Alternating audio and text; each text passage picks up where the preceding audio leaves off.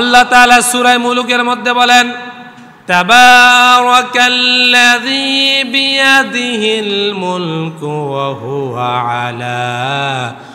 হুয়া আলা কুল্লি শাইইন কাদির। সমস্ত ক্ষমতার মালিক একজন, চিল্লিয়ে বলুন তিনি কে? আল্লাহু আকবার। সমস্ত ক্ষমতার মালিক রাজাদিরাজ সে আল্লাহ সুবহানাহু ওয়া তাআলা। তিনি মানুষকে ক্ষমতা দেয়, আবার যিনি ক্ষমতা ছিনিয়ে নেয় তিনিও কে? আল্লাহ যাকে ইচ্ছা রাজত্ব দেয়, আল্লাহ যাকে ইচ্ছা সম্মান দেয়, আল্লাহ যাকে ইচ্ছা সম্মান ছিনিয়ে নেয়, রাজত্ব ছিনিয়ে নেয়। আল্লাহ তাআলা বলেন, কুলিল্লাহুম্মা মালিকাল মুলকি তুতিল মুলকা মান তাশাউ ওয়া তুইজ্জু মান তাশাউ ওয়া তুযিল্লু মান তাশাউ বিয়াদিকাল খায়র ইন্নাকা আলা কুল্লি শাইইন কাদির। এখানেও আল্লাহ তাআলা বলেন সমস্ত ক্ষমতার মালিক হচ্ছি আমি আল্লাহ। সুবহানাল্লাহ বলবেন না?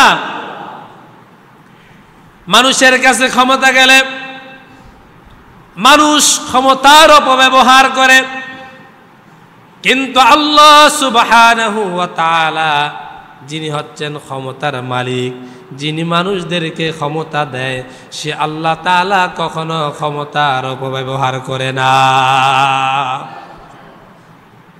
যদি কোনো মানুষের উপর আল্লাহ তাআলা গুসা হয়ে যাইতেন, রাগ হয়ে যাইতেন, তাহলে দুনিয়ার মধ্যে কোনো কাফের মুশরিককে আল্লাহ তাআলা এক লোকমা দানা পানি খাওয়াইতেন না।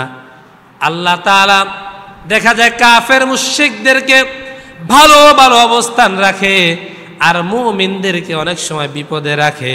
কারণ মুমিনদেরকে বিপদ আপদ মুসিবত দিয়ে যিনি পরীক্ষা করেন তিনি কে? আল্লাহ তাআলা বলেন, যারা মুমিন তারা আমার দরবারে পরীক্ষা দিবে, আর সবচাইতে কঠিন পরীক্ষা দিয়েছে আম্বিয়া আলাইহিস সালাতু ওয়াস সালাম, নবীরা। কারা কারা? যারা নবী এবং রাসূল ছিলেন তারা সবচাইতে বড় কঠিন পরীক্ষার সম্মুখীন হয়েছে।